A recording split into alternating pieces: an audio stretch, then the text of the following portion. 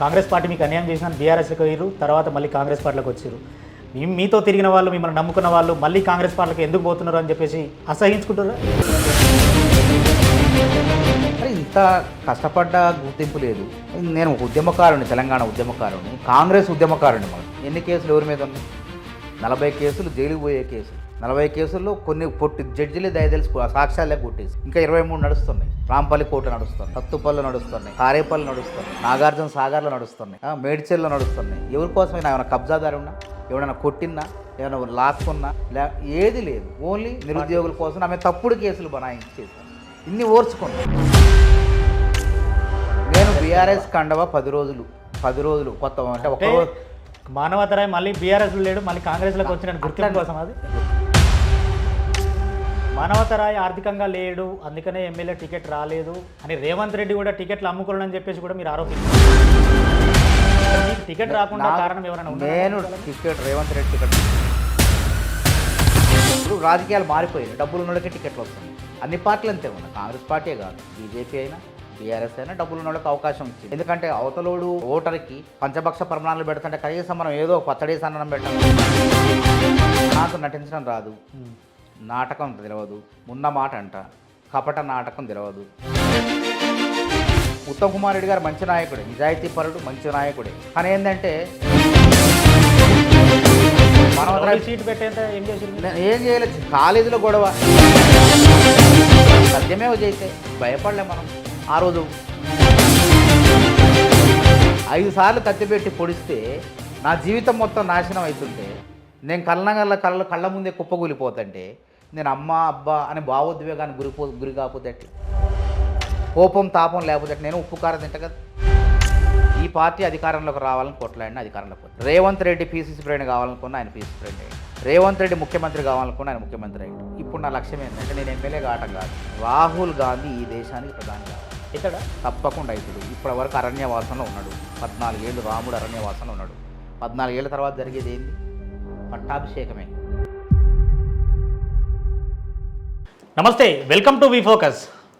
ఇవాళ ప్రస్తుతం మనతో పాటు Congress party senior leader, BRS మాజీ లీడర్ మానవతరాయ్ ఉన్నారు. అన్న నమస్తే. నమస్తే. ఎట్లున్నారన్న? చాలా బాగున్నా. బీఆర్ఎస్ నుండి కాంగ్రెస్ పార్టీలో చేరారు. మళ్ళీ అవును, కాంగ్రెస్ పార్టీ మీకు అన్యాయం చేసిన బీఆర్ఎస్కి పోయారు, తర్వాత మళ్ళీ కాంగ్రెస్ పార్టీలోకి వచ్చారు. మీతో తిరిగిన వాళ్ళు, మిమ్మల్ని నమ్ముకున్న వాళ్ళు మళ్ళీ కాంగ్రెస్ పార్టీకి ఎందుకు పోతున్నారు అని చెప్పేసి, పోయిరు అని చెప్పేసి కూడా ఏమన్నా అసహించుకుంటారా? నేను బీఆర్ఎస్లోకి పోతే నాతో నమ్ముకున్న వాళ్ళు వచ్చారు, బీఆర్ఎస్లోకి వచ్చారు. మళ్ళీ నేను బీఆర్ఎస్లో ఉంటే చాలామంది నమ్ముకున్నోళ్ళు కాదు, చాలామంది నన్ను నా మెడలో బీఆర్ఎస్ కండవా చూసి, నీకు ఇది సరిపోలేదు, నీకు ఆ 3 రంగుల కండవనే బాగుంది, నీ కష్టం ఉంది అందులో, నీ ఇంటికి నీ సొంత ఇల్లు అది, నీ కష్టం ఉంది, నీ చెమట చుక్కలు ఉన్నాయి కాంగ్రెస్ ప్రభుత్వంలో అని నేను వెళ్ళిన దాకా నా వెంటబడ్డారు అందరూ. నిరుద్యోగులు, యూనివర్సిటీ ఉద్యోగులు, ప్రొఫెసర్లు అందరూ కూడా బికాజ్ ఆఫ్ నీ చెమట చుక్కలు ఉన్నాయి ఇలా అధికారంలో, నువ్వు పాలు పంచుకో అధికారంలో భాగస్వామ్యంగా అని అన్నారు. సరే, నేను కూడా కొట్లాడదామని సిద్ధమైపోయాను. ఇక ఏదైనా కానీ నాకు అట్లా నచ్చదు, నాకు అవకాశం ఇవ్వలేదు, నాకు గుర్తింపు ఇవ్వలేదు. కష్టపడ్డా, సత్తుపల్లి చచ్చిపోయిన పార్టీని బతికించిన, కానీ నాకు అవకాశం రాలేదు అని ఆవేదన పడ్డా. ఆవేదన పడేటప్పుడు నన్ను ఎవరు మందలించలేదు, కనీసం మాట్లాడలేదు. నీకు టికెట్ ఇవ్వలేకపోతాను, నీకు అధికారం వస్తే ఇంకోటి చేస్తాం, అధికారం రాకపోయినా ఇంకో రకంగా గుర్తింపిస్తాం అని మందలి లేదు, కనీసం మాట్లాడలేదు. మరి ఇంత కష్టపడ్డ గుర్తింపు లేదు. నేను ఒక ఉద్యమకారుని, తెలంగాణ ఉద్యమకారుని, కాంగ్రెస్ ఉద్యమకారుని. మన తెలంగాణలో ఉద్యమం చేసిన 10 ఏళ్ళు కాంగ్రెస్ కోసం కొట్లాడింది మానవతరాయ్. ఎన్ని కేసులు ఎవరి మీద ఉన్నాయి? 40 కేసులు, జైలుకు పోయే కేసులు. 40 కేసుల్లో కొన్ని పొట్టి జడ్జిలే దయదలుసు సాక్ష్యాలే కొట్టేసారు. ఇంకా 23 నడుస్తున్నాయి. రాంపల్లి కోర్టు నడుస్తున్నాయి, సత్తుపల్లి నడుస్తున్నాయి, కారేపల్లి నడుస్తున్నాయి, నాగార్జున సాగర్లో నడుస్తున్నాయి, మేడ్చల్లో నడుస్తున్నాయి. ఎవరి కోసమైనా ఏమైనా కబ్జాదారు ఉన్నా, ఎవరైనా కొట్టినా, ఏమైనా లాక్కున్నా ఏది లేదు. ఓన్లీ నిరుద్యోగుల కోసం ఆమె తప్పుడు కేసులు బనాయించి చేశారు. ఇన్ని ఓర్చుకున్నా.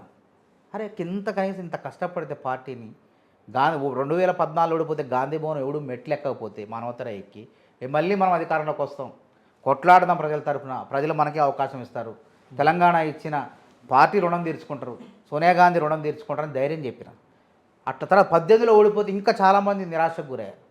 మళ్ళీ నేను మెట్లెక్కి టీవీ డిబేట్లలో తొలి డిబేట్ స్టార్ట్ చేసి ఏం కాదు మళ్ళీ మేము గెలుస్తాం అని చెప్పి వాదించి బల్లగుద్ది అరిచి గొంతెత్తి ప్రశ్నించి పోరాటం చేస్తే చివరికి ఏమైంది, నేను చెట్టు నాడితే వేరేవాడు వచ్చి ఆ ఫలాలు గుంజుకున్నట్టయింది. అంటే ఆవేదనతో పోయినా అప్పుడు ఏం చేశారు, వాళ్ళు కూడా ఏమన్నారు, రా నీకెందుకు, మేము గుర్తిస్తారా, గవర్నమెంట్ వస్తే నీకు చైర్మన్ ఇస్తాం అని గుర్తించాడు. నేను ఎవరి మీద కొట్లాడినా వాళ్ళని పిలిచారు, నేను ఎవరి తరఫున కొట్లాడినా వాళ్ళని పట్టించుకోలేదు. అందుకే ఆవేదనలో పోయా. తర్వాత కాంగ్రెస్ పార్టీనే గుర్తించింది, గర్వాపసి అన్నది. మళ్ళీ కాంగ్రెస్ పార్టీని స్పష్టంగా పేర్కొంది ఒక మీటింగ్ పెట్టి, చివరి నిమిషంలో ఎవరైతే పార్టీని వీడి అలిగిపోయారో రండి, మీకు మీకు రండి, మళ్ళీ మీకు అవకాశం రండి, పార్టీలో రండి, పార్టీకి మనందరం అభివృద్ధి చేసుకుందాం, ప్రజా సంక్షేమం పాటుపడదాం, ప్రజాపాలన మనం భాగస్వాములు అవుదాం అని చెప్పి పిలుపునిచ్చింది. జనం ఒత్తిడి, యూనివర్సిటీ ప్రొఫెసర్లు, నిరుద్యోగులు అందరి ఒత్తిడి మేరకు చివరికి మళ్ళీ వచ్చి మళ్ళీ కాంగ్రెస్ పార్టీలో చేరటం, నా ఇంటికి నేను రావటం జరిగింది. మెడల కండువా అంతమందికి బీఆర్ఎస్ కండువా. ఇప్పుడు నేను బీఆర్ఎస్ కండువా 10 రోజులు కొత్త అంటే ఒక మానవతరాయ్ మళ్ళీ బీఆర్ఎస్లో లేడు, మళ్ళీ కాంగ్రెస్లోకి వచ్చిన గుర్తింపు కోసం. అది గుర్తింపు కోసం కాదు, నేను ఇప్పుడే కదా నా ఏ ఇంటర్వ్యూ కానీ ఏ డిబేట్లో కూడా కండువా కంపల్సరీ చేసుకుంటా. కండువా అనేది గుర్తింపు. మానవతరాయ్ అంటే ఒక గుర్తింపు ఏంటంటే కాంగ్రెస్ 3 రంగుల కండువా. మానవతరాయ్ నేను చెప్పటం చాలామంది అవుతారు, కాంగ్రెస్ అంటే మానవతరాయ్ అంటే కాంగ్రెస్, సత్తుపల్లి కానీ యూనివర్సిటీ కానీ హైదరాబాద్లో. ఆ గుర్తింపు కోసం ఈ కండువాని వేసుకుంటా అంతే తప్ప నేను ఏదో అకస్మాత్తుగా వేసుకోవడానికి ఒక గుర్తింపు కోసం ఇప్పుడు రెండోసారి ఇప్పుడు కాంగ్రెస్లో చేరిన కాబట్టి వేసుకోవడానికి కాదు. మొదటి నుంచి నా మెడలో కండువా ఉంటుంది. ఎక్కడికి పోయినా నేను సత్తుపల్లి కానీ ఎక్కడైనా నా మెడలో ఏదైనా రాజకీయ కార్యకలాపాలు ఉన్నప్పుడు తప్పకుండా నేను కండువా వేసుకుంటాను. పెళ్ళిళ్ళు కానీ అటు నియోజకవర్గ పరిధిలో అప్పుడు ఎప్పుడు కూడా నా మెడలో కండువా ఉంటుంది. ఇంటర్వ్యూస్ వచ్చినప్పుడు కూడా ఉంటుంది. కాబట్టి దీనికోసం ఏదో చూపించుకుందామను మెహర్బానీకు వేసుకున్న కండువా అయితే కాదు ఇది. మానవతరాయ్ ఆర్థికంగా లేడు, అందుకనే ఎమ్మెల్యే టికెట్ రాలేదు అని రేవంత్ రెడ్డి కూడా టికెట్లు అమ్ముకోవాలని చెప్పేసి కూడా మీరు ఆరోపించారు. నేను రేవంత్ రెడ్డి అమ్ముకున్నాను ఆరోపించలేదు. అంటే మీకు టికెట్ రాకుండా కారణం ఎవరైనా ఉన్నారా? నేను రేవంత్ రెడ్డి టికెట్ అమ్ముకుండా ఆరోపించలేదు. నా టికెట్ అవకాశం చేజారిపోయింది. దానికి కారణం కొద్దిమంది జిల్లాలో నేనంటే గెట్టని వాళ్ళు, నేను వస్తే ఏదో అయిపోతా, నేనేదో అవుతా, ఎదుగుతుడు అనేటువంటి ఎవరైతే ఉన్నారో అట్లాంటి వాళ్ళు కొంతమంది అడ్డుకున్నారు. రాజకీయాల్లో సాహసిద్ధం అడ్డుకుంటారు. ఒకటి వస్తుందంటే ఇంకోటి రాకుండా కింద పెట్టి లాగుతుంటాడు, కింద పడుతుంటాం, లెగుస్తుంటాం. నేను ఒడ్డు చేరాలని ప్రయత్నం చేసుకున్నాను. ఈసారన్నా 2014లో నాకు రావాల్సిన టికెట్ని వాళ్ళే అడ్డుకున్నారు ఒకళ్ళు. నా పేరు రాకుండా దొడ్డిదారిలో కేంద్ర మంత్రి సర్వే సత్యనారాయణ అల్లుడు క్రిషాంక్, నేను కష్టం నాది, పార్టీని బతికించేది నేను, అంటే నా పరిధిలో విద్యార్థి నాయకుడిగా పార్టీని నేను ఎక్కడుంటే అక్కడ పార్టీ వాయిస్ గొంతుకై ఉన్నోడిని. నా పేరు రాకుండా చివరి నిమిషంలో ఎవడో సంబంధం లేని పేరు క్రిషాంక్ పేరు ఆ రోజు రావడం జరిగింది. అయినా బాధపడలేదు.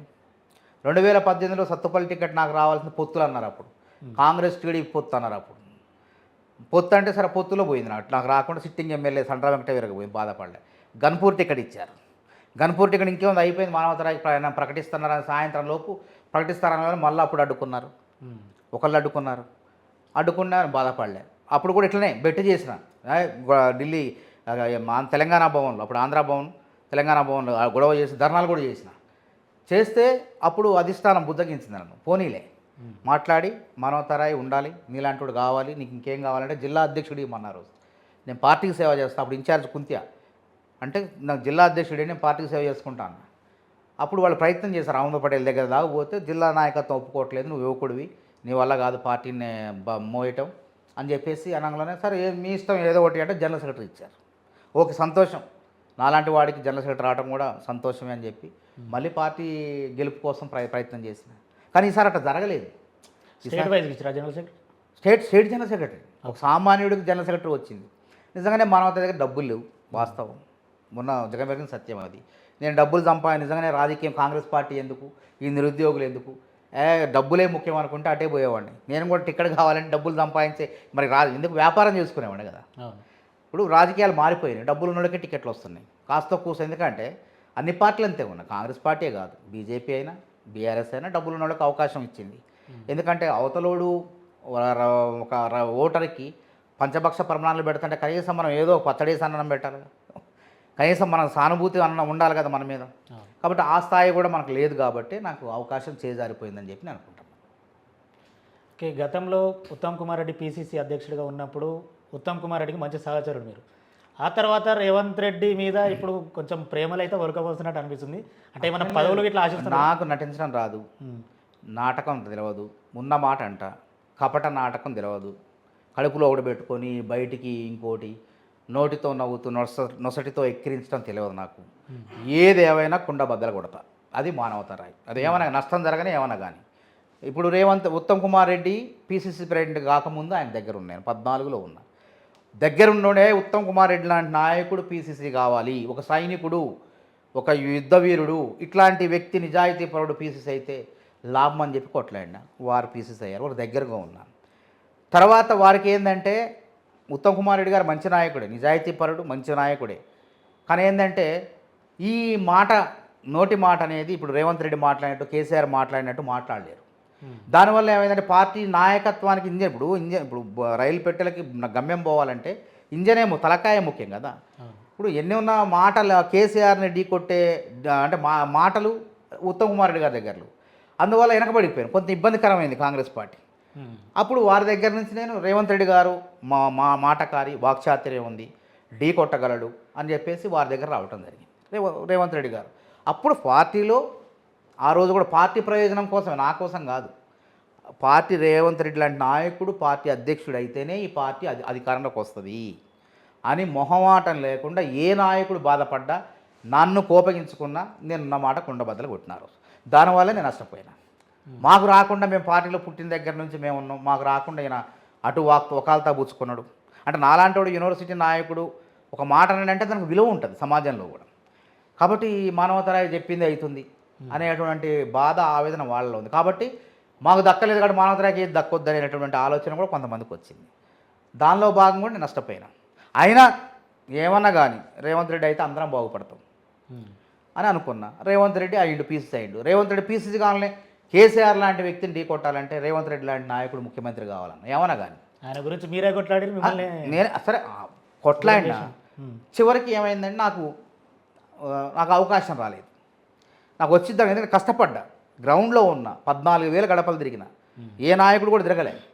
14,000 గడపలు తిరిగిన, నా శక్తి సేవ ఎంతో కొంత ఖర్చు పెట్టుకున్నా, ఎవరినో బతిన్లు ఆడుకున్నా, పొలం తాకట్టు పెట్టుకున్నా, మా అమ్మాయి భార్య నగలు తాకట్టు పెట్టుకున్నా, ఏదో పని చేసిన. కానీ టికెట్ వచ్చే టయానికి మనకు ఆర్థికంగా కూడా ఉండాలి స్తోమత. అది లేకపోవటం మూలంగా పార్టీ కూడా అన్ని రకాలుగా ఆలోచన చేస్తారు కదా. చేసినప్పుడు అంగబలం ఉంది నాకు, నోటి మాటతో జనాలు వస్తారు. ఆ గాల్లో డబ్బులే కొలమానం కాదు. అవకాశం వస్తే గెలిచేవాడిని, ఇంకా ఎక్కువ మెజార్టీతో గెలిచేవాడిని. కానీ కొద్దిమంది కుట్ర చేసిర్రు, ఆ కుట్రలో నేను బలైపోయినా.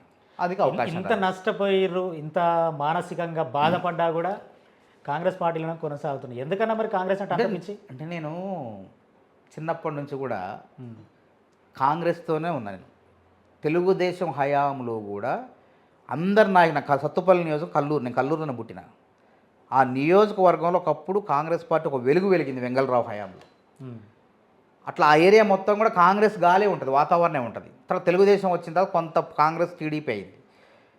98లో టీడీపీ ప్రభుత్వం ఉన్నప్పుడు ఇక అందరూ కాంగ్రెస్ నాయకులంతా కట్టగట్టుకొని వాళ్ళని రకరకాలుగా భయపెట్టో, ప్రలోభాలు పెట్టో టీడీపీలో చేర్చుకున్నారు.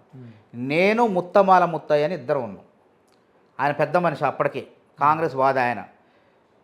ఇద్దరమే మిగిలిపోయాను, ఇద్దరమే కాంగ్రెస్ గురించి తిరిగేది. ఒక ఎంపీటీసీ బై ఎలక్షన్ వస్తే మేము ఎవడు రాకపోయినా మేమిద్దరం కలిసి స్లిప్పులు పంచి అన్నీ పంచి ఇంటింటి తిరిగి దండం పెట్టి మేమిద్దరం ఓట్లు అడిగితే బ్రహ్మాండమైన మెజార్టీతో గెలిచింది. అక్కడ ఇద్దరు ప్రచారం చేస్తారు, ఇద్దరం చేస్తేనే తెలుగుదేశం మంత్రి తుమ్మల నాగేశ్వరరావు, హవా వీళ్ళందరూ తట్టుకొని. కాంగ్రెస్ అట్లుంటుంది అనమాట. మేము పోయి ప్రచారం చేసి ఇద్దరమే ఎందుకంటే నా గురువు కల్లూరులో పసుమర్తి చంద్రరావు అన్నాడు. ఆయన కూడా తిప్పలు పెడితే 30 లక్షల కాంట్రాక్ట్ ట్యాంక్ కడితే ఇబ్బంది పెడితే ఆయన కూడా టీడీపీలోకి పోయాడు. ఈ తలకాయ నొప్పి అప్పులు పాలవుతాండి. నాకేం లేదు, విద్యార్థి నాయకుడిని. అంటే కల్లూరు నుంచి సత్తుపల్లి డిగ్రీ చదివేది. ఇక్కడ నుంచి అంటే నియోజకవర్గం హెడ్ క్వార్టర్లో కూడా డిస్టర్బ్ చేసేది నేను తెలుగుదేశాన్ని పోరాటాల ద్వారా, ఉద్యమాల ద్వారా. కాబట్టి వీడిని ఏదో రకంగా అంచివేయాలి అని ప్లాన్ చేశారు. ప్లాన్ చేసి నా మీద తప్పుడు కేసులు పెట్టి రౌడీ షీట్ పెట్టారు. రౌడీ షీట్ పెట్టడమే కాకుండా ఇంకేముంది, నాతో ఎవరు తిరగొద్దు, నా బలం ఏంది, ఏం చేయలేదు. కాలేజీలో గొడవ, చిన్న గొడవ, పిటికేసుకే 2 రౌడీ షీట్ పెట్టి బ్లాక్మెయిల్, నువ్వు కూడా వస్తావు రావని. అంటే ఇప్పుడు దేనికి లొంగడు, కాంట్రాక్టులు లేవు, డబ్బులు లేవు, మన అక్రమాలు లేవు, ఏం లేవు. విద్యార్థులు చిన్న నూనూగు మీసాల వయసు అప్పుడు నాది 16, 17, 18 సంవత్సరాల వయసు, 98 అంటే డిగ్రీ ఫస్ట్ ఇయర్. నాకు డిగ్రీ పట్టా రాలేదు, రౌడీ పట్టా ఇచ్చారు ఆనాడు తెలుగుదేశం ప్రభుత్వం. అప్పుడు సీతారామన్ ఎస్పీ చరిత్ర అబద్ధం కాదు, ఇది అక్షర సత్యం. ఇది మీరు ఇప్పుడు ఎత్తుకొని దొరుకుతుంది. ఇస్తే నేను పోలే, చంపనగా నేను మీ పార్టీలోకి రాను అని చెప్పి పోతే రౌడీ షీట్ పెట్టారు. పెట్టడం కాకుండా రాజకీయంగా దెబ్బ కొట్టారు. నా బలం ఏంది, నా ఎమ్మట ఎప్పుడు ఎవరున్నా 10 మంది ఉంటారు, ఇద్దరు నా ఎమ్మట ఒక్కని రాను. ఇప్పుడు అంటే నా మీద ప్రేమ కొద్ది వస్తారు. ఇప్పుడు వచ్చిన వాళ్ళు కూడా ప్రేమతో వచ్చారు. అట్లా నా ఎమ్మటి ఎవరైతే తిరుగుతారో, నా మద్దతుదారులు ఎవరైతున్నారో వాళ్ళ తల్లిదండ్రుల్ని, నా మిత్రుల్ని, అందరిని, బాల్య స్నేహితులు అందరినీ స్టేషన్కి పిలిపించి, మా అమ్మ నాన్న పిలిపించి కొబ్బరికాయ కొట్టి పలహారం పెట్టి, వీడు ఉసురు తగలొద్దు, మానవతరాయి ఉసురు తగలొద్దు, వీడి జీవితం ఆగమైనట్టే, మానవతరాయి తిరిగితే మీ బిడ్డల జీవితం కూడా ఇంతే అయింది, రౌడీ షీట్లు అవుతారు అంటే వాళ్ళని బెదిరిస్తున్నారు. వాళ్ళని బెదిరించంటే నాతో ఎవడు తిరగొద్దు. ఇక అదే మానవతరాయి అంటే మళ్ళీ కాంగ్రెస్ జెండా పడతాడు, 10 మందిని పోగేస్తాడు. కాబట్టి మానవతరాయి వెమ్మటి ఎవడు రావద్దు, ఎవడు తిరగొద్దు, మానవతరాయి లేని నాయకత్వం అనేది అంతటా ఆగిపోవాలి అనే కుట్ర బండి ఆగలే. పెట్టెలో పెట్టి బంధించి తన్నుకొని బయటకు వచ్చి కేసులు పెట్టిన, రౌడీ షీట్ పెట్టిన, పెట్టుకోపో అన్న. ఆ కసితో యూనివర్సిటీకి వచ్చిన, పీజీ ఎల్ఎల్బీ చేసిన. 2004 కాంగ్రెస్ గవర్నమెంట్ వచ్చింది. ఎవడైతే నన్ను అవమానపరిచిన పోలీసులు ఉన్నారో వాళ్ళు వణికారు. మళ్ళీ కాంగ్రెస్ వచ్చిన తర్వాత తప్పు చేశారు కదా అనవసరంగా. ఎవడో మర్డర్ చేసినోడు, మానభంగం చేసినోడు, ఇంకెవడో అట్లాంటి వాళ్ళ మీద పెట్టాలని కేసు నా మీద కావాలని పార్టీ మారటం కోసం పెడితే నేను లొంగలే. సత్యమేవ జయితే భయపడలే మనం. ఆ రోజు రాజశేఖర రెడ్డి గారు వచ్చిన తర్వాత తన్నుకుంటే అదే కొట్టివేయబడింది. ఎందుకంటే ధర్మం ఎప్పుడు నిలవదు కదా. వాళ్ళు భయభ్రాంతులు నేను లొంగలేదు, కాంట్రాక్టులు నాకు లేవు, అప్పుడే నేను మారలేదు, అంత కఠినంగా ఉన్నా. మరి ఇప్పుడు ఎందుకు జరిగింది అంటే ఏదన్నా ఏంటంటే కష్టానికి ఫలితం రావాలి. కొంచెం ఫలితం రాకపోయినా నేను ఒడ్డెక్కుతున్నాయి కానీ నేను ఎక్కే పరిస్థితుల్లో ఆ ఒడ్డుని మొత్తం కూడా కూల్చేసి నన్ను ఒడ్డు జారకుండా మళ్ళీ మన నడిసందరం పోయేటట్టు చేస్తే ఇంత ఆవేదన ఉంటుంది. నాకు ఏమనొచ్చా? నాకు వేరే వ్యాపారం లేదు, వ్యాపకం లేదు, రాజకీయం ఆశగా శ్వాసగా ఒక పాత్ర నాయకుడు నేను. ఒక జీవిత చరిత్ర పుస్తకాలు చదువుకొని అట్లా కావాలనుకున్నాడు నేను. ఆ నాయకులకు కావాలనుకున్నాడు నేను, వాళ్ళ జీవితాలను ఆదర్శంగా తీసుకొని ఆ టైపు. అందుకే నేనేం పెట్టుకోలేదు. నేనే నిజంగానే మరి స్వార్థంగా వ్యాపారాలు చేసుకొని గిబ్జాలు చేసినట్టు ఉంటే మరి నాకు అవకాశం వచ్చేదేమో. కాబట్టి సరే మొత్తానికైతే నష్టపోయినా రాజకీయంగా. సరే మళ్ళీ అట్లనే ఆగిపోదు కదా జీవితం అనేది. ఆ మనిషి అనేవాడు ఆశావాది కదా, ఆగొద్దు. ఆ రోజు పరిస్థితుల్లో వేరేవాడైతే సెన్సిటివ్ అయితే ఇంకేముంది, బావిలో దూకుతుడు. నేను నాలాంటి వాడు నేను కాబట్టి బావిలో దూకకుండా బీఆర్ఎస్ పార్టీలో దూకినా. ఇంకా అక్కడే దూక్కుందాం. ఇక్కడ మనకు అవకాశం 23 ఏళ్ళు కష్టపడ్డా మనకు అవకాశం లేదు. ఒక ఉద్యమ పార్టీగా కేసీఆర్ విద్యార్థి ఉద్యమకాల మా సహచరులకు అవకాశం ఇచ్చింది. మళ్ళీ నేను కష్టపడతా, నాకు అవకాశం ఇస్తారేమో అని చెప్పి అట్లా అంకితం అయిపోయినా. అట్లాంటి పరిస్థితుల్లో మళ్ళీ గర్వాపస్ అనేది వచ్చింది. గర్వాపస్ వచ్చింది కాబట్టి నా ఇల్లు, నేను పుట్టి పెరిగిన ఇందులో, నాకు ఇందులో ప్రతి మూలా తెలుసు. కాబట్టి నాకు అందులో కొత్త, కాబట్టి అనుభవించింది కూడా ఏం లేదు. ఇప్పుడు పార్టీ ఎట్లా మారుతున్నారు, చాలామంది అందులో అనుభవించిన వాళ్ళు ఇందులో కొత్త ఉన్నారు. నేను అనుభవించిన అందులో 10 రోజులు ఉన్న అందులో. ఆ 10 రోజుల తర్వాత ఫలితాలు వచ్చినాయి. ఆ 10 రోజులు ఉన్న రోజులన్నా కంఫర్ట్గా ఉందా అన్న దాంట్లో? కంఫర్ట్గా నేను ఎక్కడికి పోయినా టీఆర్ఎస్ భవన్కి 2 సార్లు పోయినా, అది కూడా 10 రోజుల్లో అంతే. ఇక నేను పోయింది లేదు, ఏం లేదు. కేసీఆర్ గారిని చేరే రోజు కలిసిన. కేసీఆర్ గారు ఆ రోజు గౌరవం నన్ను నాకు రిసీవ్ చేసుకున్నారు, నాకు కండవా వేశారు, ఫామ్ హౌస్ పిలిపించారు. ఎవరికి కండవా గొప్పల కేసీఆర్ గారు నన్నే గౌరవించారు. నాతో పాటు సంబాన్ చంద్రశేఖర్ గారు వచ్చి, ఆయన మాజీ మంత్రి, మా ముగ్గురిని పిలిచి గౌరవించారు. అందులో కూడా నాతో ఎక్కువసేపు మాట్లాడారు అక్కడ తెలంగాణ ఉద్యమ సమయంలో. నాకు గాంధీని ఆమరణ దీక్ష చేసినప్పుడు తొలి ఆమరణ దీక్ష నాదే విద్యార్థుల్లో, తెలంగాణ కోసం. నేను కూర్చుంటే తెలంగాణ మొత్తం ఆమరణ దీక్ష కూర్చుంది అప్పుడు. ఇది చరిత్ర అంటే రాయలే కొంతమంది. అప్పుడు నాలాంటి పేరు వచ్చిందని కూడా వాళ్ళు అప్పుడు టీఆర్ఎస్ గవర్నమెంట్ కదా. ఇప్పుడు నేను కాంగ్రెస్లో కూడా వీడికి కింద రాయలే. కాకపోతే సున్నితంగా అక్కడక్కడ నాగం జనార్దన్ ఎందుకు కొట్టారు ఈ చరిత్రలో ఉందా? నాగం జనార్దన్ రెడ్డి గారు టీఆర్ఎస్ నాయకుడు అయ్యిండు, ఆయన మీద దాడి జరిగింది. ఎందుకు జరిగింది? నేను ఆమరణ దీక్ష కూర్చుంటే అప్పుడు టీడీపీ బృందం మొత్తం కూడా మేము వస్తాం, మీకు మద్దతు తెలిపిన రమ్మన్నాం, ఎవడైనా రాండి అన్నాం. గొంగడిపురకు వచ్చి మద్దతు తెలిపినా ఓకే అన్నాం. ఆ రోజు వాళ్ళంతా బృందంగా వస్తుంటే వాళ్ళ మీద దాడి జరిగింది. నాగం మీద అప్పుడు రేవంత్ రెడ్డి గారు పరిచయం నాకు. అప్పుడే రేవంత్ రెడ్డి గారు వచ్చిండు అక్కడికి. ఓకే, ఎర్రబెల్లి దయాకర్ రేవంత్ రెడ్డి వచ్చి పరిచయం చేసుకున్నారు. అప్పుడు మా వాళ్ళు వస్తారంటే రండి స్వాగతం అని చెప్పినాం. అట్లా అంతా అన్ని పోరాటాలు చేసినాం మనం.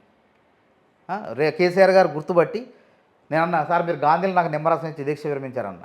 అంటే నాకు ఎరకేనయ్యా, నువ్వు ఎప్పుడెప్పుడు ఏం చేసినావు, ఎక్కడెక్కడ ఏం చేసినావు అన్నీ. అంటే ఆయన ముఖ్యమంత్రిగా 10 ఏళ్ళు ఉండదు కాబట్టి ఆయనకి ఇంటెలిజెన్స్ నిఘా వర్గాలు ఉంటాయి, గూఢచారులు ఉంటారు, తప్పకుండా చెప్తారు. అట్లా ఆ విధంగా నేను ఆ ఒక్కరోజు మాత్రం వారిని కలిసిన. ఇంకా ఆ తర్వాత ఇంక నేను వారిని కలిసింది లేదు. యశోద హాస్పిటల్కు సీను వచ్చేసింది, వారు ఆ యశోద హాస్పిటల్లో చేరారు.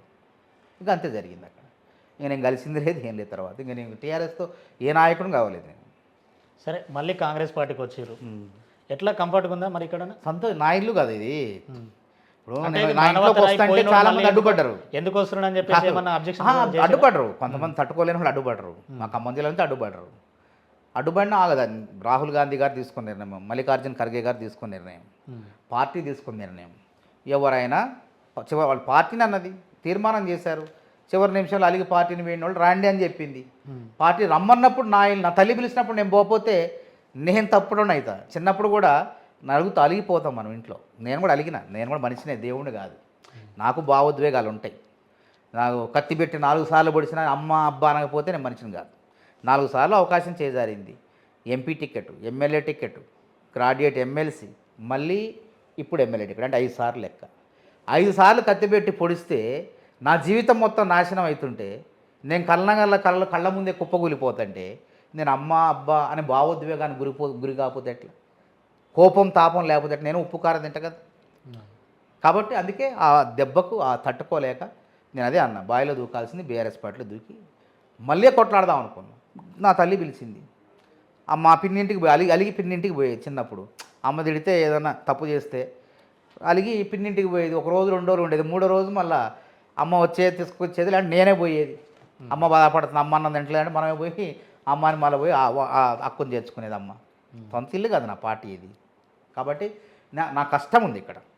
నేను బీఆర్ఎస్ పార్టీ ఓడిపోవడానికి కృషి చేసినోడిని. ఇక్కడ కాంగ్రెస్ పార్టీ అధికారం రావడంలో అతి క్రియాశీలకంగా పనిచేసినోడు నేను. కాబట్టి ఇందులోకి రావడం తప్పు లేదు. ఎవరెవరు వస్తున్నారు, అందులో అనుభవించడం వస్తాడు. నేను వస్తే తప్పేంటని నేను అనటం కాదు, జనాలు నన్ను ప్రశ్నించారు. నువ్వు పో, ఇప్పటికన్నా భాగస్వామ్యంగా అధికారంలో పో అని చెప్పి అందశ్రీని అడగండి. అందశ్రీ నా వెంటబడిండు.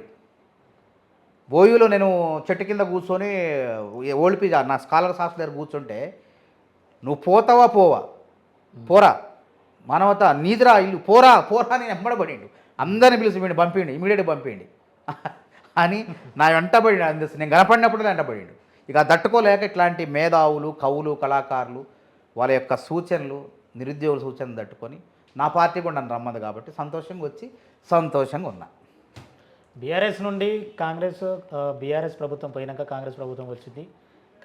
బీఆర్ఎస్లోకి వెళ్ళిర్రు. మళ్ళీ బీఆర్ఎస్ అధికారంలో లేదు, అక్కడ ఏం గతి లేదు, అందుకనే మళ్ళీ కాంగ్రెస్లోకి వచ్చిన అనుకోవచ్చా?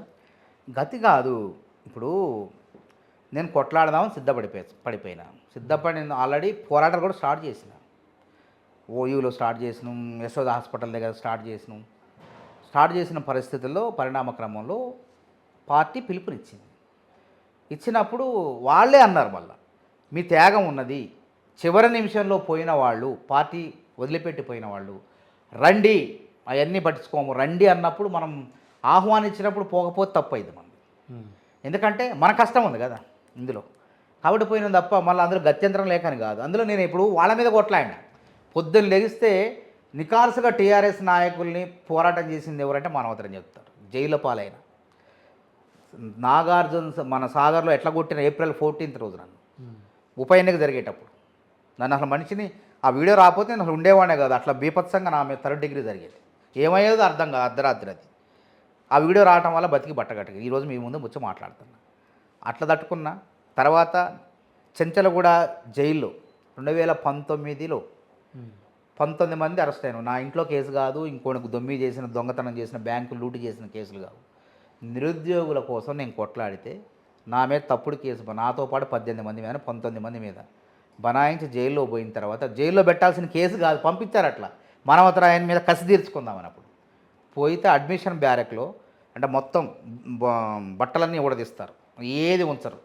అంటే బోసుముడితో ఉంచి చెక్ చేసిన తర్వాత మళ్ళీ బట్టలు ఇచ్చి అడ్మిషన్ బ్యారెక్ పంపే టైంలో సంతోష్ రాయ్ అనేటువంటి వ్యక్తి సూపరింటెండెంట్, 4 కానిస్టేబుల్, ఒక సినిమాలో ఏ విధంగా ఒక పోలీస్ ఆఫీసర్ ఒక విలన్ టైప్ ఉంటాడో, ఎట్లా దాడి చేయాలనుకుంటే ఎట్లా దాడి చేస్తారు అట్లా నా మీద దాడి చేశారు.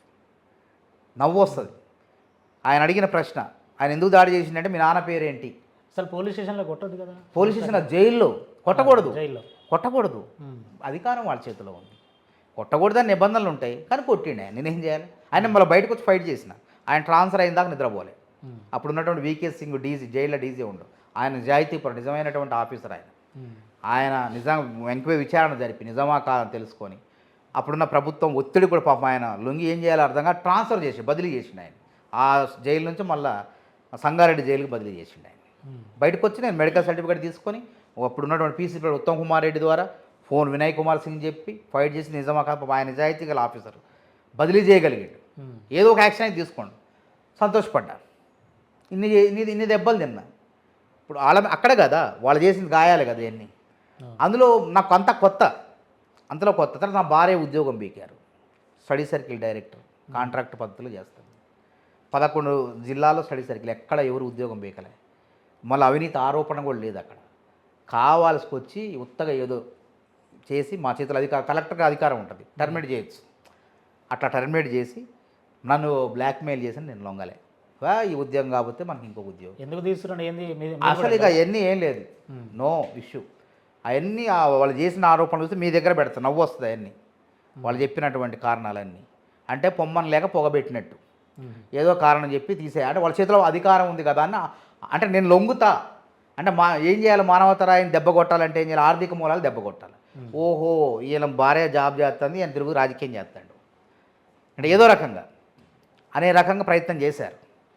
సరే తీసినా అని అన్న, నువ్వు వదిలిపెట్టమ్మా, మనం ఎమ్మెల్యే అవుతున్నాం, తప్పకుండా మనకు కాంగ్రెస్ పార్టీ మన కష్టాన్ని గుర్తిస్తుంది, ఎమ్మెల్యే అవుతున్నాం, ఇట్లాంటి 10 మందికి ఉద్యోగాలు ఇవ్వచ్చు, మనం ఎంతోమందిని ఆదుకోవచ్చు, వదిలిపెట్టి అందుకోసమేమో దేవుడు తీసేసిండేమో అని చెప్పి నేను ఆ రోజు సర్ది చెప్పుకోను. చివరికి నాకే జరిగింది. కాబట్టి ఇట్లా జరిగింది టీఆర్ఎస్లో. వాళ్ళ దగ్గర ఉండలేను కదా, అంత చేసి వాళ్ళ ప్రభుత్వాన్ని కూలటంలో నేను ఒక భాగస్వామిని అయ్యి కేటీఆర్ గారు అన్నారు, డైరెక్ట్గా అన్నారు ఆయన. నన్ను గురించి ఏమండంటే, మానవత నిన్ను ఎన్ని తిప్పలు పెట్టి ఎన్ని ఇబ్బందులు పెట్టినా నువ్వు మా వైపు రాలేదు, కనీసం చేయి జాపలేదు.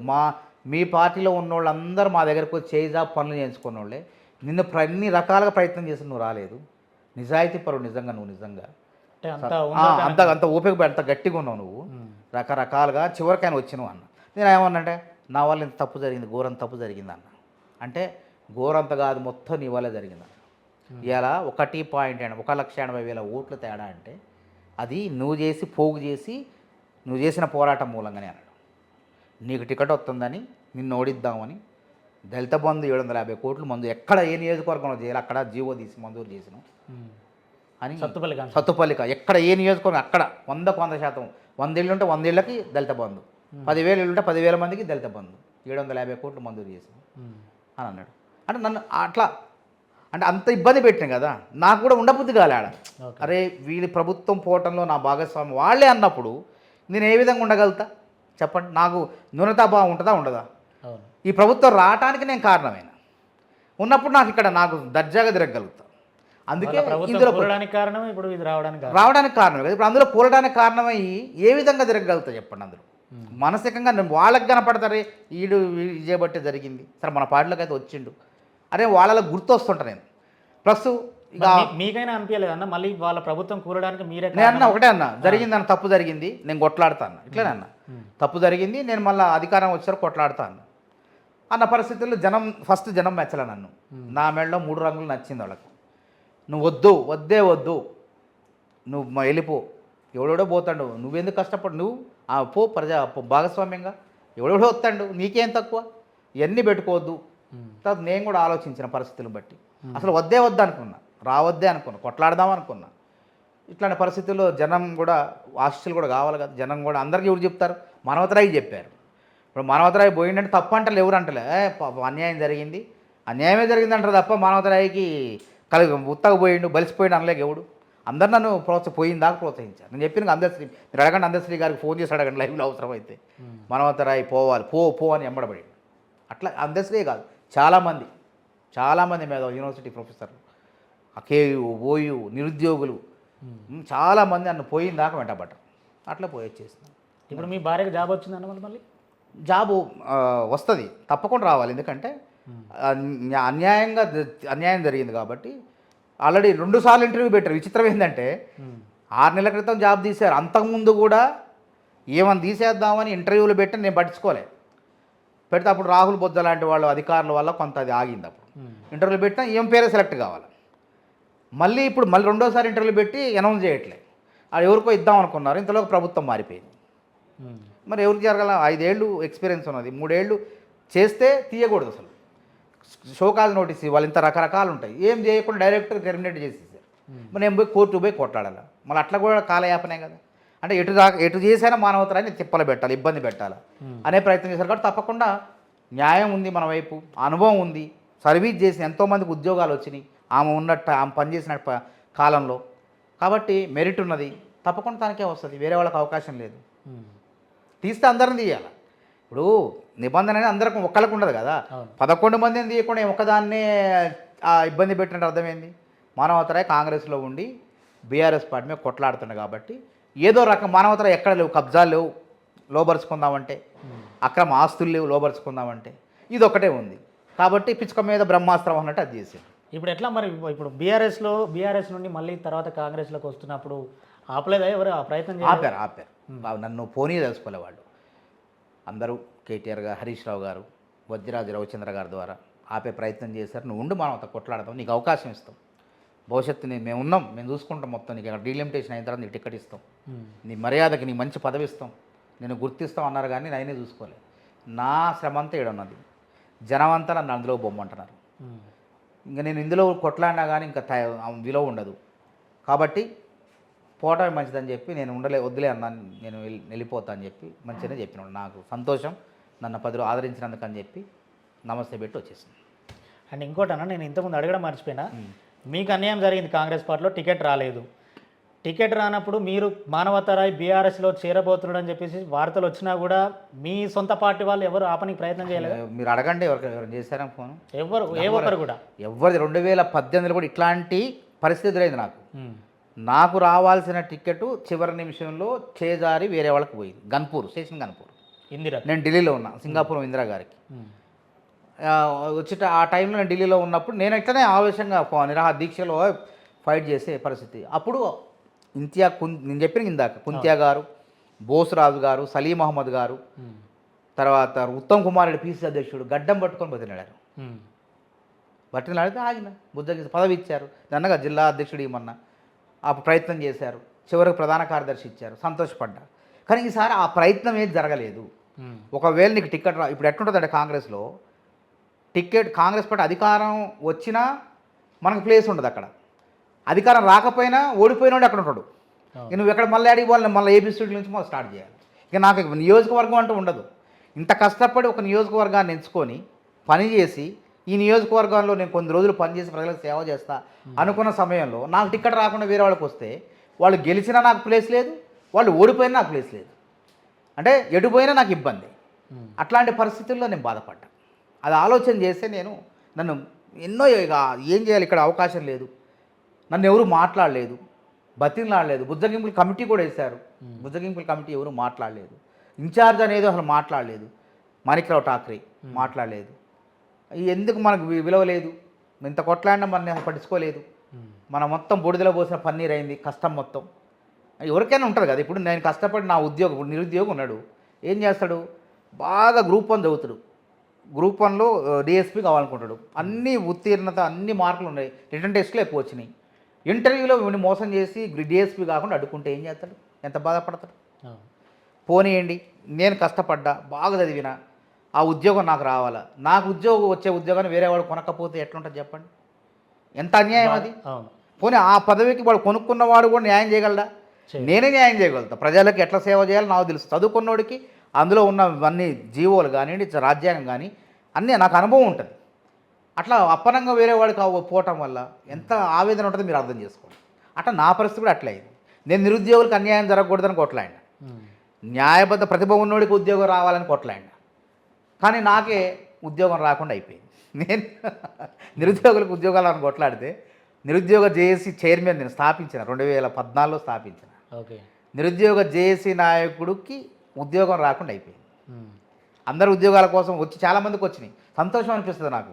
పోలీస్ ఎస్ఐలు, కానిస్టేబుళ్ళు, నేను కొట్లాడి నాకు తెలియదు ఎక్కడ, నేను పోతుంటే కారులో ఉరికి వచ్చి ఆపుతారు, అన్న నమస్తే సెల్యూడ్ కొడితే ఎంత ఆనందంగా ఉంటుందంటే నాకు గుర్తురాదు వాళ్ళు ఎవరు. అన్న నువ్వు 18లో మా కోసం కొట్లాడు, నువ్వు చేయబట్టే నాకు ఉద్యోగం వచ్చింది అన్నాడు.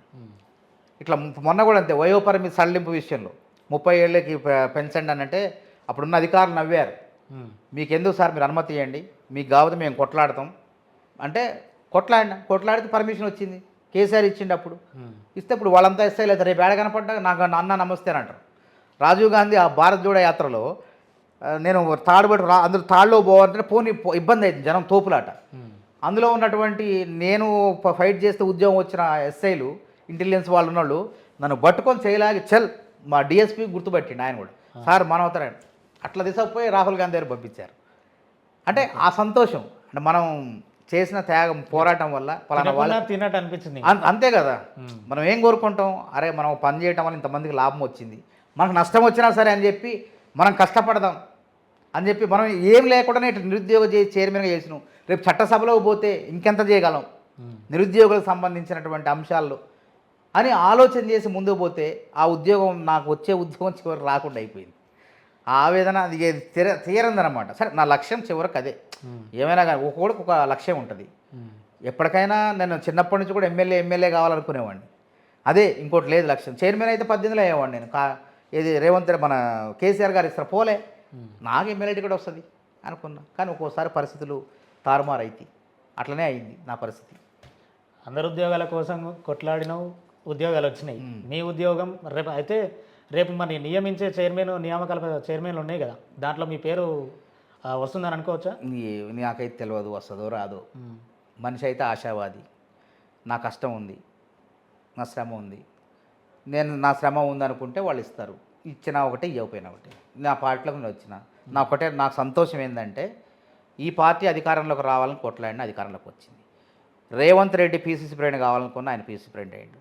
రేవంత్ రెడ్డి ముఖ్యమంత్రి కావాలనుకున్న ఆయన ముఖ్యమంత్రి అయ్యాడు. ఇప్పుడు నా లక్ష్యం ఏంటంటే నేను ఎమ్మెల్యే కావటం కాదు. అంటే మీరు అన్నీ అయినట్టున్నాయి. అన్నీ ఆయన బరాబర్ అయి చూడండి. అంత ఇప్పుడు అయిన తర్వాత చెప్పటం కాదు. 3 సంవత్సరాల క్రితం తీయండి వీడియోలు, ఎవరు కొట్లాడినరో. నేను అంటాను ఇప్పుడు నా లక్ష్యం ఒకటే, మానవతర ఎమ్మెల్యేనా ఒడ్డు చేరతరా తర్వాత ముచ్చట. రాహుల్ గాంధీ ఈ దేశానికి ప్రధాని కావాలి.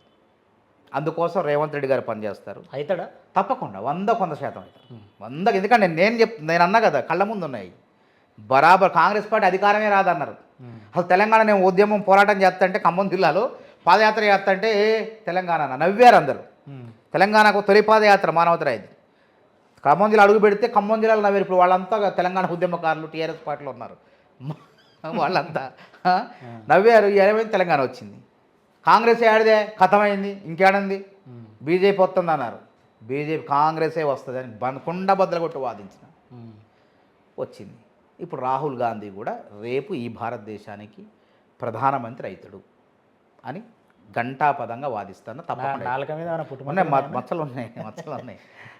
అంటే సంకల్పం అట్లాంటిది. మచ్చలు ఇవన్నీ కాదులే, కానీ నా ఆలోచన అనుకుంటే అది అవుతుంది అంతే. కష్టపడి దానికి దారిలో మనం కూడా రోడ్డు వేసుకుంటూ పోవాలి. ఒకరోజు ఇప్పుడు మనం చిన్నప్పుడు మనం ఊర్లో పెరట్లో నడిచేటప్పుడు ఫస్ట్ ముళ్ళు ఉంటాయి, ఎన్ని ఉంటాయి, చెట్లు ఉంటాయి. నడుచుకుంటూ పోతుంటే 10 సార్లు నడిచిపోతుంటే బాట అవుతుంది. అట్లనే రాహుల్ గాంధీకి ఇప్పుడు సరైన సమయం వచ్చింది, తప్పకుండా అవుతాడు. ఇప్పటి వరకు అరణ్యవాసంలో ఉన్నాడు. 14 ఏళ్ళు రాముడు అరణ్యవాసంలో ఉన్నాడు. 14 ఏళ్ళ తర్వాత జరిగేది ఏంది? పట్టాభిషేకమే. కాబట్టి తప్పకుండా రాహుల్ గాంధీ ఈ దేశానికి అంటే ప్రధానమంత్రి. అదే నేను అట్లా రాచరికంలో చెప్పాను, ఇది ప్రజాస్వామ్యంలో ప్రధానమంత్రి అవుతాడు ఎన్నికల ద్వారా. అట్లా కాంగ్రెస్లో చేరిన తర్వాత రేవంత్ రెడ్డిని మళ్ళీ కలవలేదు. కలుస్తా, రేపు 2 రోజుల్లో కలుస్తాం, అధికారికంగా కలుస్తా. కలవకపోవడానికి కూడా ఏంటంటే మనం చేరికను కూడా జీర్ణించుకోలేని ఉన్నారు కొంతమంది. కాబట్టి ఇంకా కూడా జీర్ణించుకోలేదు. ఇప్పుడు కామన్గా ఉంటారు, ప్రతి దగ్గర ఉంటారు, అది కామన్గా జీర్ణించుకోలేని ఉంటారు. కాబట్టి పార్లమెంట్ ఎన్నికల తర్వాత కలుద్దాం అన్నాడు. తప్పకుండా నేను ఈలోపు ఎలక్షన్లు వచ్చినాయి, నేను కూడా ప్రచారంగా పోయినా, భారత రాజ్యాంగాన్ని కాపాడండి, కాంగ్రెస్ పార్టీకి ఓటేయండి అని చెప్పి ప్రెస్ మీట్లు పెట్టుకుంటూ పార్లమెంటు పరిధిలో తిరిగినాం. ఇంతలోకి మళ్ళీ గ్రాడ్యుయేట్ ఎమ్మెల్సీ ఎన్నికలు వచ్చినాయి. మొన్నటి 4 రోజుల పాటు వరంగల్లో ఉండి విద్యార్థులందరినీ ఏకం చేసి కాకతీయ యూనివర్సిటీ నుంచి మల్లన్నకు మద్దతుగా అక్కడ మీటింగ్ పెట్టి నేను మొన్న నైట్ రావడం జరిగింది. మళ్ళీ రేపు ఉస్మానియా యూనివర్సిటీలో ఇట్లా మన పార్టీ ఏది అప్పచెప్తే ఆ విధంగా పార్టీకి పనిచేస్తా. ఎట్లుందన్నా మల్లన్నది? గెలుస్తాడు. ఎందుకు ఇప్పుడు అక్కడ ఉన్న వాళ్ళు మిగతా వాళ్ళంతా కూడా అంత బలవంతులు కాదు. సరే మల్లన్న మీద ఏదో రాళ్ళు వేస్తున్నారు. రాళ్ళు వేసినంత మాత్రాన కాచిన చెట్టుకే రాళ్ళ దెబ్బలు ఉంటాయి. ఆయన 14లో పోటీ చేసిండు కాంగ్రెస్ పార్టీ తరఫున, అప్పుడు కొన్ని ఓట్లు సాధించిండు. తర్వాత స్వతంత్ర అభ్యర్థిగా పోటీ చేసిండు. ఇటు కోదండరామ్ ఢీకొన్నాడు, కాంగ్రెస్ పార్టీ అభ్యర్థిని ఢీకొన్నాడు, బీజేపీ అభ్యర్థి ఇదే ప్రేమేందర్ రెడ్డిని ఢీకొన్నాడు. అందరికంటే పల్లా రాజేశ్వర రెడ్డిని కూడా ఢీకొన్నాడు దాదాపు.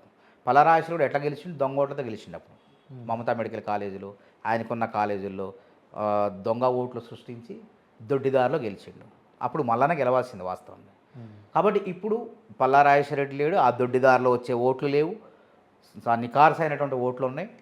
కాబట్టి ఉన్న అభ్యర్థుల్లో కూడా పరిచయస్తుడు, గతంలో పోటీ చేసిన వ్యక్తి, ఇంతమందిని ఢీ కొట్టుకుంటేనే 1,70,000 దాకా ఓట్లు వచ్చినాయి అప్పుడు. ఇప్పుడు మా అంటే ఇప్పుడు ఉన్న మిగతా వాళ్ళందరూ కూడా అంత పాపులర్ ఉన్న వాళ్ళే ఎవరు లేరు, అంత బాగా గుర్తింపు ఉన్న వాళ్ళైతే ఎవరు లేరు, అందరూ కొత్తగా వచ్చిన వాళ్ళే.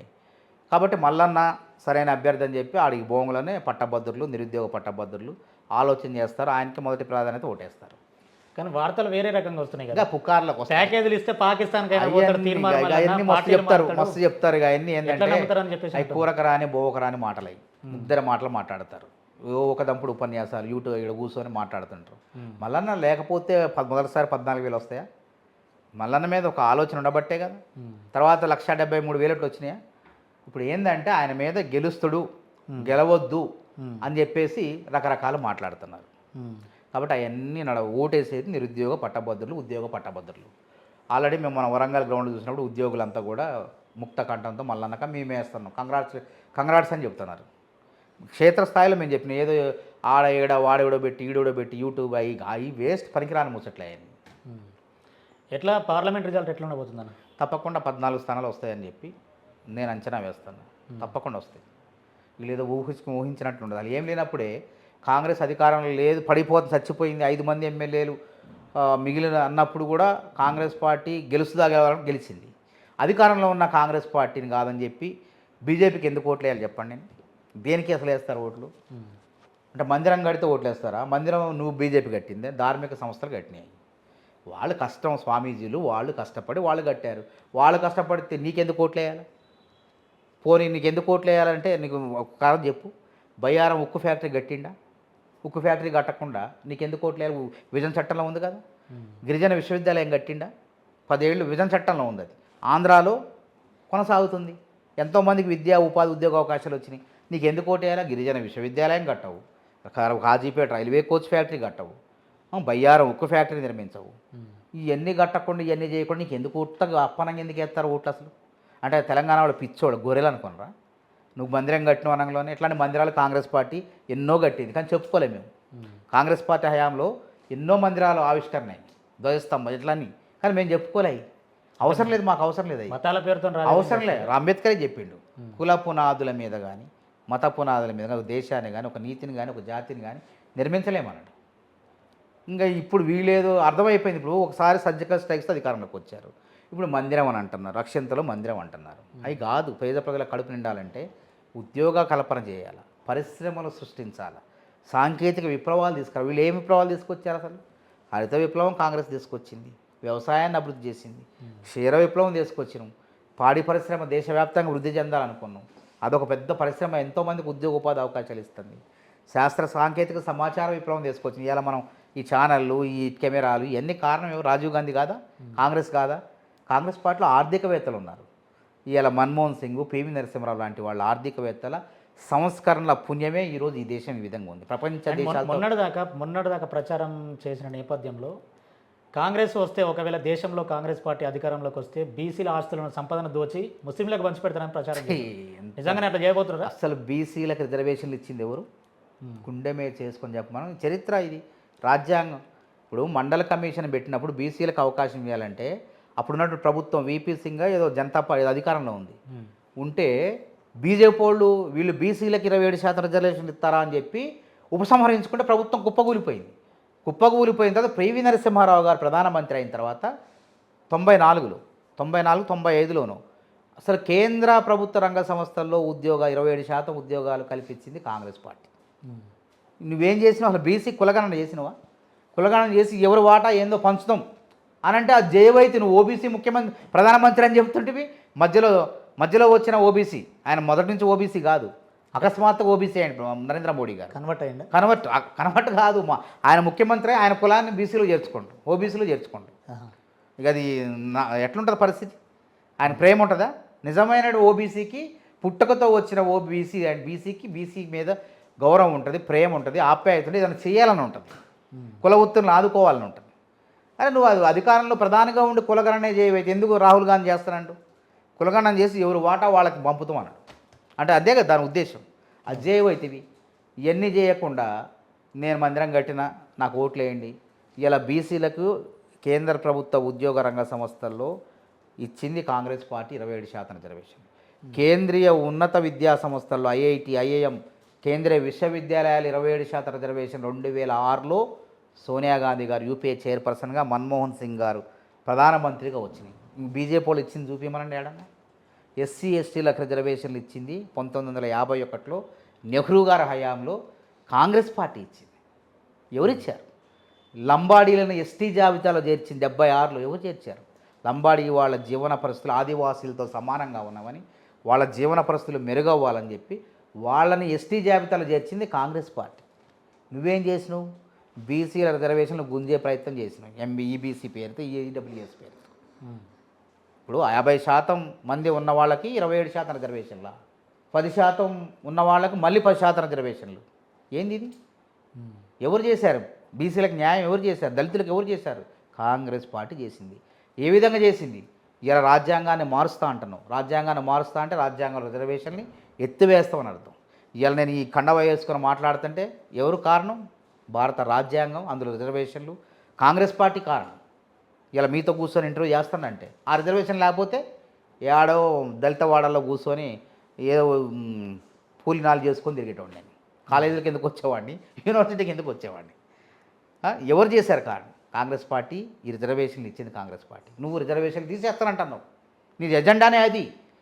వస్తే రేపు నరేంద్ర మోడీ వస్తే తప్పకుండా భారత రాజ్యాంగ రిజర్వేషన్లు ఎత్తేస్తారు. ఇప్పుడు ఏం చేస్తారు? ఆల్రెడీ ఎత్తేస్తున్నారు. అది తెలవకుండా పరోక్షంగా ప్రభుత్వ రంగ సంస్థల్లో అమ్మేస్తూ, ఒక్కొక్కటి అమ్మేస్తూ, అందులో ఎస్సీ ఎస్టీ బీసీ మైనారిటీ ఉద్యోగ ఉపాధి అవకాశాలు లేకుండా చేస్తాను అంటే అర్థమైంది. పరోక్షంగా తీసేస్తున్నట్ట కదా. ప్రత్యక్షంగా తంతరని మళ్ళీ భయపడి పరోక్షంగా ఈ విధంగా ప్రభుత్వ రంగ సంస్థలన్నీ తీసేస్తే వీళ్ళు మళ్ళీ రోడ్డు మీదకి వస్తారు. వీళ్ళకి ఉద్యోగాలు, రిజర్వేషన్లు అనే ముచ్చటే ఉండదు అనే కుట్ర చేస్తుంది వాళ్ళు. కాంగ్రెస్ పార్టీ అట్ట చేయదు. అందరూ బతకాలి, అందులో కాంగ్రెస్ పార్టీ ఉండాలి, అందరు అన్ని వర్గాలు ఉండాలి, భిన్నత్వంలో ఏకత్వం బలపడాలి. ఎందుకంటే భారతదేశం అట్లా ఉంది, ప్రత్యేకమైన పరిస్థితి, మనం ఏం చేయలేం. ఎక్కడి నుంచో ముస్లింలు వచ్చారు, ఈ ప్రాంతం నాదే అన్నారు, స్వతంత్ర పోరాటంలో పాల్గొన్నారు. ఈ దేశం నాదే అన్న పాకిస్తాన్ పోయినోళ్ళు పోయారు, పోనోళ్ళు నా దేశం ఇది, నేను ఈ దేశం కోసం లడాయి చేసిన, కొట్లాడిన, స్వతంత్రం కోసం బ్రిటిష్ వాడి మీద పోరాటం చేసిన, ఇక్కడ నైజాం మీద పోరాటం చేసింది నేను అని వాళ్ళు పోలేదు, ఇక్కడే ఉన్నారు. అట్లాంటి వాళ్ళని నువ్వు ఏమంటావు? పొమ్మంటావా? నీకెక్కడిది హక్కు? క్రైస్తవులు నీ మూలంగానే, నువ్వు చేసిన తప్పుల మూలంగానే క్రైస్తవత్వం ఎందుకు వచ్చింది? నా దళితులు ఎందుకు పోయారు క్రైస్తవంలోకి? నువ్వు వివక్ష చేయటం వల్ల కాదా? నువ్వు గుళ్ళో వంట దగ్గర గ్లాసులు అంటరాంతరాన్ని పాటించడం వల్లే కదా, అవమానపరచడం వల్లే కదా ఇలా క్రైస్తవత్వం పెరిగింది. కారణం ఎవరు పెరిగారు? నా దళితులు ఎందుకు మారారు? అవమానాలు తట్టుకోలేక ఇలా క్రైస్తవం పోయారు. అక్కడ నాకు స్వేచ్ఛ ఉన్నది, సమానత్వం ఉందని పోయారు. కానీ ఈ దేశానికి అన్యాయం చేయట్లే కదా. నాది భారతదేశం అంటాడు క్రైస్తవుడైనా, ఈ దేశం నాది, ఈ దేశం మీదకి వస్తే ఎవరినైనా చంపేస్తా అంటాడు క్రైస్తవుడైనా, ముస్లిం అయినా, హిందూ అయినా. అందరం కలిసి ఈ దేశం అభివృద్ధి కోసం పాటుపడాలి, కానీ అందరం ముక్కలుగా విడిపోదామా అంటే విడిపోయే విధానం బీజేపీది, కలిసి అభివృద్ధి చెందాలనే విధానం కాంగ్రెస్. ఓకే, ఫైనల్గా ఇప్పుడు మీరు అధికారంలో ఉన్నారు, కాంగ్రెస్ పార్టీ అధికారంలోకి వస్తే 100 రోజుల్లో ఇచ్చిన 6 గ్యారంటీలు అమలు చేస్తామని చేసిరా? ఆల్రెడీ అమలు అయితేనే ఉన్నాయి. రుణమాఫీ 2 లక్షల రుణమాఫీ ఆగస్టు 15 తారీఖు లోపు అయిపోతుంది. ఇక మాట్లాడటానికి ఏం ఉండవు ప్రతిపక్షాలకి, ఇక అప్పుడు అది పట్టుకుంటారు. నిరుద్యోగ భృతి అవి కూడా ఇప్పుడు కేసీఆర్ లెక్క రేవంత్ రెడ్డి గారు మోసం చేయడు. నిరుద్యోగ భృతి కేసీఆర్ గారు ఇచ్చిండ్రా? మేమే ఎన్నిసార్లు కొట్లాడి, నేను నిరుద్యోగ భృతి ఏది, ఇన్ని డిబేట్లలో మాట్లాడినా, కానీ అట్లా ఉండదు. కాంగ్రెస్లో అట్లా ఉండదు, అంటే ఇస్తుంది. అసలు ఎవరండి అసలు ఈ పథకాలు రుణమాఫీ చేసింది ఎవరు దేశవ్యాప్తంగా? 2000 సోనియా గాంధీ గారు 70,000 కోట్ల రుణమాఫీ చేశారు దేశవ్యాప్తంగా. అసలు ఆలోచన పెడితే పార్లమెంట్లో బీజేపీ వాళ్ళు వ్యతిరేకించారు, కమ్యూనిస్టులు వ్యతిరేకించారు. ఎట్లయింది? అయితే ఇట్లా మాట్లాడి అవమానపరిచారు, చేసి చూపించింది. ఉమ్మడి రాష్ట్రంలో 14,000 కోట్లు రుణాలు మాఫీ అయినాయి. అసలు ఆలోచన ఎవరిది? కాంగ్రెస్ది కాదా? అసలు వీళ్ళే ఎవరు కనిపెట్టారు? పథకాలన్నీ కాంగ్రెసే కదా. వీళ్ళు సొంతంగా కనుక్కున్న ఏది చెప్పండి, ఏది లేదు. ఉత్తగా పేరు మార్చి ఆ రైతు బంధు అది కూడా మాదే ఒకప్పుడు. కాంగ్రెస్ విధానాలని అప్పుడు కాపీ కొట్టి 100 సార్లు చెప్పాను నేను ఇది. కాబట్టి ఇప్పుడు రుణమాఫీ ఆ రోజు ఎప్పుడో చేసినాం మేము. ఇప్పుడు ఎందుకు చేయం? తప్పకుండా 2 లక్షల రుణమాఫీ అయితే రేవంత్ రెడ్డి గారు ఉన్నాడు ఇక్కడ. ఆవులించకుండానే, ఆవులిస్తే పేగులు లెక్క పెడతారు కొంతమంది. నేను ఆవులించకుండా పేగుల్లో వైరస్ ఉందా, బ్యాక్టీరియా ఉందా అన్నీ స్కాన్ చేసే రకం రేవంత్ రెడ్డి. అందుకే అధికారంలోకి వచ్చిండు, ముఖ్యమంత్రి కాగలిగింది. కాబట్టి వాళ్ళు ఏదో ఉడత ఊపులు, తాటాకి చప్పులు చేస్తారు. తప్పకుండా 6 గ్యారంటీలు అన్నీ, గ్యాస్ 500 వస్తూనే ఉన్నాయి, సబ్సిడీ వస్తున్నాయి. ఇంకేం తక్కువ, అన్నీ అయితే ఏ హామీ ఇచ్చినామో అవన్నీ కూడా వంతుల వారి ఎక్కువ కాలం కూడా కాదు. ఇక అప్పుల ఊబిలో కోరిపోయిన రాష్ట్రం, దాన్ని ఇప్పుడు పైకి తేవాలా? ఒక గజీతగాళ్ళ లెక్క రేవంత్ రెడ్డి పైకి తెస్తాడని నేను చెప్పిన, ఇప్పుడు కాదు ఎప్పుడో చెప్పిన, ఒక 4-5 నెలలు 2 సంవత్సరాల క్రితం కూడా చెప్పిన. అప్పుల ఊబిలో కూరుకుపోయిన రాష్ట్రాన్ని అభివృద్ధి చేయాలంటే మళ్ళీ ఒక గజీతగాడు రేవంత్ రెడ్డి అని చెప్పిన. తప్పకుండా అన్నీ చేస్తాడు. 10 ఏళ్ళు ప్రజలకు సేవ చేస్తాం మేము. నమ్మకం ఉంది, ప్రజలకు మాపై నమ్మకం ఉంటుంది. ఇల్లు కడతాం, తప్పక దాదాపు 4.5 లక్షల ఇల్లు కడతాం. మళ్ళీ ఇంకోసారి వచ్చిన తర్వాత ఇంకో 4 లక్షల ఇల్లు కడతాం. ఇప్పటికి 20 లక్షల ఇల్లు కట్టినాం ఈ రాష్ట్రంలో. 29 లక్షల ఎకరాల పోడు భూములు పంచినాం 2006లో 6 చట్టం ద్వారా. తర్వాత 20 లక్షల ఎకరాలు పంచినాం. ఎవడు పంచిండండి? ఎవడన్నా లాక్కునే లాక్కునే ఇంత చేసే కాంగ్రెస్ పార్టీని ఎందుకు వద్దనుకుంటారు? 6 గ్యారంటీలే కాదు, ఇంకా ఎన్ని గ్యారంటీలు ఇచ్చినామో అన్ని గ్యారంటీలు కూడా అమలు చేస్తాం. ఇంకా చెప్పని కూడా చేస్తాం. రేవంత్ రెడ్డి గారు చేయడానికి సిద్ధంగా ఉండు. ఓకే, థ్యాంక్ యూ అన్న, thank you so much. Okay, మీలాంటి వాళ్ళు కష్టపడ్డ వారికి ఖచ్చితంగా మంచి పదవులు రావాలని ఆశిస్తున్నా. థ్యాంక్ యూ అన్న. Thank you.